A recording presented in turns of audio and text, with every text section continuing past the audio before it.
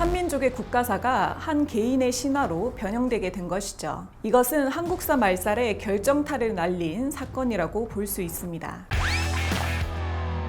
안녕하세요, 이주희입니다. 지난 시간에 나라의 계보, 한국사의 국통맥을 소개했는데요. 오늘은 그 중에서 가장 첫나라, 바로 황국에 대해서 이야기해 보려고 합니다. 지금껏 학교에서 우리의 첫나라로 고조선, 단군조선을 배워왔는데요. 고조선 이전에 환국 배달의 역사가 있었습니다. 환국 배달 조선을 우리의 뿌리 역사라고 하고 또 환인 환웅 단군이 다스리던 삼성조 시대라고도 합니다. 그중 첫나라인 황국은 독립운동가들도 우리 역사의 맥으로 인식하고 있었음을 알 수 있는데요. 1942년 대한민국 임시정부에서 발표한 3.1절 선언문을 보시면 우리 민족은 처음 황국이 창립된 이래라는 구절이 있습니다. 우리의 역사 근원은 황국이다 라는 것을 분명히 하고 있죠. 한국 독립당에서도 황국에서부터 시작하여 대한제국까지 우리의 국맥은 상하 5,000년을 이어오면서 단 한 차례도 단절됨이 없었다라고 하는데요. 여기서 5,000년이라고 하는 것은 황국과 신시 배달의 역사 존속 기간을 잘 모르기 때문에 그것을 합치지 못해서 5,000년이라고 하는 겁니다. 황국이라는 이름은 알지만 국가가 지속된 역사 기간을 모르는 거예요. 이렇게 독립운동가들도 알았던 황국의 역사가 그렇다면 왜 사라졌을까요? 그것은 일제의 식민 정책 하에 우리의 역사와 문화를 말살당했던 대일 항쟁기로 거슬러 올라갑니다. 어떤 민족을 멸망시키기 위해서는 먼저 그 나라의 역사를 말살시키는 것이 식민주의자들의 철학이다. 아놀드 토인비가 이러한 이야기를 했는데요. 이런 식민 정책을 가장 철저하게 실행한 것이 일본이었습니다. 네, 일제 식민사학자 이만리시 류라는 인물을 주목해야 하는데요. 그는 조선의 역사를 말살하는 전담 기관으로 일왕의 명령으로 세워진 조선사 편수회의 핵심 3인방 중 한 명이었습니다. 이만리시 류는 한국 고대사를 어떻게 말살할 것인지 골똘히 연구하던 중에 삼국유사에서 환국을 발견합니다. 원문은 석유 환국이라는 네 글자인데요. 바로 옛적에 환국이 있었다라는 기술입니다. 이만희시 류는 이 중에서 나라국을 인자로 변조하게 되는데요.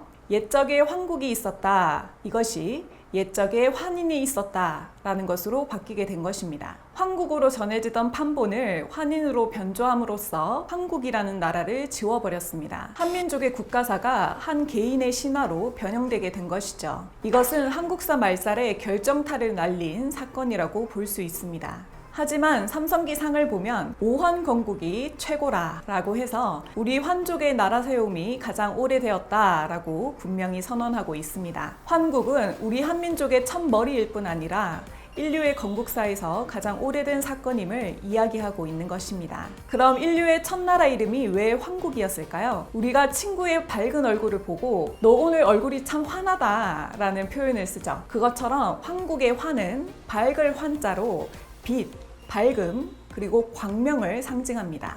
예로부터 밝음을 숭상하는 문화가 있었는데요. 그것을 광명사상이라고 하고 환은 좀 더 구체적으로 말하면 하늘의 광명을 뜻하는 말입니다. 그리고 땅의 광명을 단, 인간의 광명을 한이라고 하는데요. 우리나라의 국호인 대한민국의 대한도 인간 광명의 뜻을 품고 있는 겁니다. 그런데 환은 나라 이름뿐 아니라 하늘의 광명과 하나 된 황국의 사람들을 환이라고도 하고 환족이라고도 했습니다. 그리고 그 모든 환의 존재들을 다스리던 황국의 통치자를 환인이라고 불렀죠. 우리가 단군 신화에서 접했던 하늘의 신인 환인이라는 분은 사실 천산을 중심으로 형성된 황국을 다스리던 통치자입니다. 대한민국을 통치하는 분을 대통령이라고 하듯이 환인도 대통령과 같은 관직명이었기 때문에 환인도 여러 분이 계셨는데요.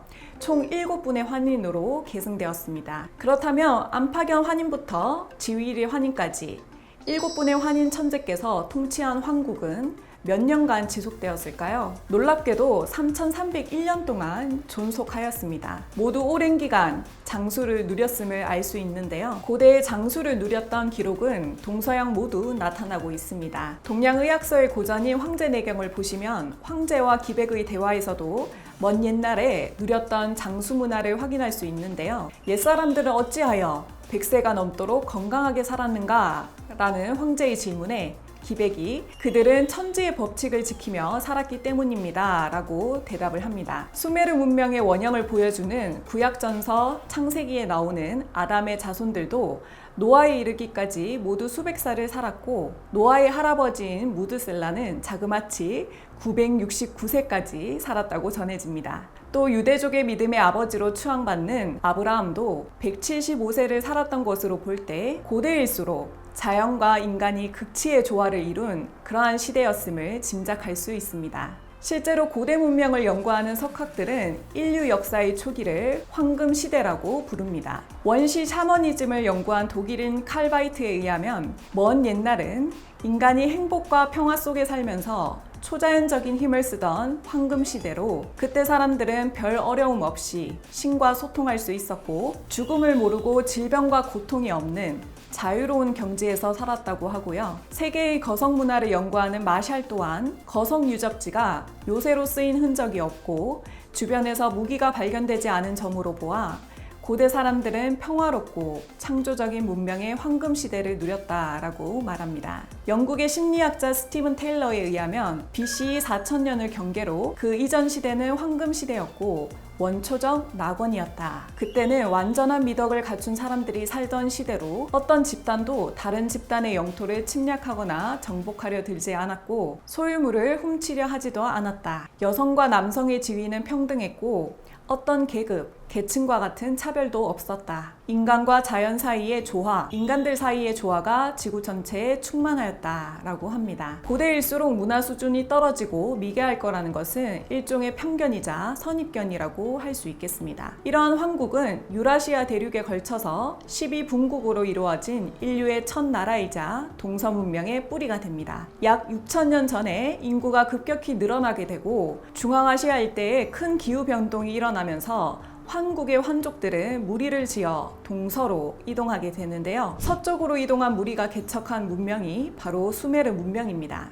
오늘날 수메르는 서양 문명의 기원으로 인식되고 있죠. 수메르 연구의 대가인 크레이머는 수메르 문명을 개척한 그들이 동방에서 왔다고 말합니다. 실제로 수메르 문명은 황국의 12분국 중 우르국과 수미리국 사람들이 이란의 산악지대를 거쳐서 메소포타미아 지역으로 남하하여 개척한 문명인 것입니다. 수메르인의 말은 우리말과 동일한 교차어이고 뜻이 같은 단어가 100여 가지나 됩니다. 이런 언어의 유사성은 두 집단이 같은 뿌리임을 암시하는 것입니다. 또 동쪽으로 이동한 무리를 살펴볼까요? 동으로 이동해서 백두산의 터를 잡으신 분이 바로 환웅입니다. 황국의 마지막 7세 환인인 지위리 환인으로부터 국통 계승의 상징인 천부인을 받으셨고요. 문명 개척단 3,000명을 이끌고 인간 세상을 널리 이롭게 할 만한 그러한 곳으로 백두산을 택하신 것입니다.